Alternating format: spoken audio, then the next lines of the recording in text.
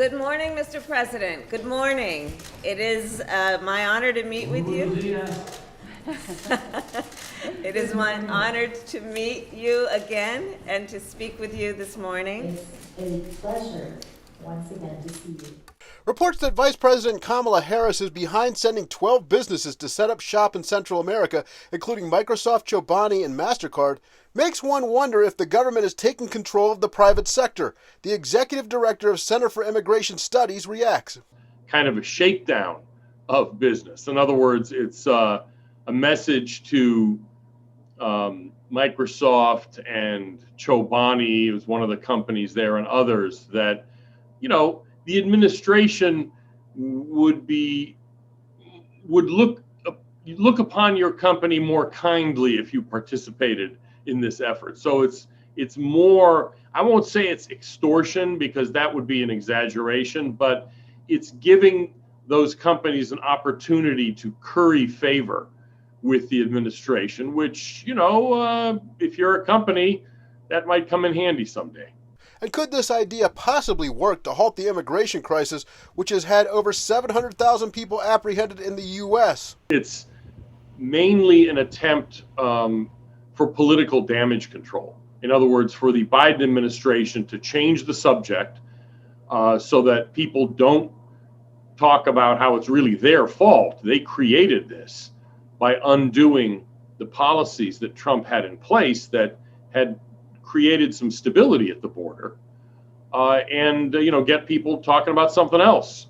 And even if it did work, and I'm skeptical that it would ever make any difference, it would be years, decades maybe, before it would have any effect on the number of people leaving Central America. So really, it is mainly a political effort to appear like they're doing something and to distract attention from their own culpability in creating this border crisis.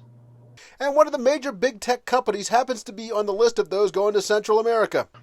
When you first see the headline, it sounds like, Microsoft is going to be hiring computer programmers in rural Guatemala or something, which is ludicrous. I think their role is expanding internet access, broadband in, rural Central America, something like that. Clearly, though, if Microsoft's name is attached to this, it gets people's attention.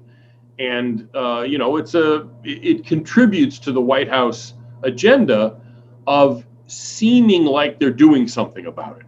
Because, wow, if Microsoft signed on to this effort, it must be serious. It's that kind of thing. It's to try to make it more credible. It's not going to make any difference substantively, but the point of it is to, again, make voters think that the Biden people are doing something and that try to focus on this storyline that Central American problems are the reason people are leaving. When in fact, there are problems everywhere in the world. There are, poverty and bad government, corruption, earthquakes, bad weather. These things happen everywhere in the world. The reason people now are sneaking across the border is because Biden has invited them. And all of this talk about root causes and Microsoft creating jobs and whatever it is so people don't talk about the Biden administration's role in creating this border crisis. So why hasn't the vice president stopped by locations like these to get a look at the issue up close? People have been saying, why hasn't she visited the border? And she is not going to be visiting the border because that would then acknowledge that she is border czarina, that she's responsible for all of this. Whereas if she just sticks to this root causes storyline, she doesn't personally then have to, get any of the blame for this disaster at the border. Whereas if she goes to the border, then it sounds like she's taking responsibility for what happens there, and it's not going to get any better. She's politically smart enough to know that she should steer as far away as possible from the border. I wouldn't be surprised if she has the airplanes fly out into the Gulf of Mexico before getting to Central America, just so that she doesn't even cross over the border in an airplane.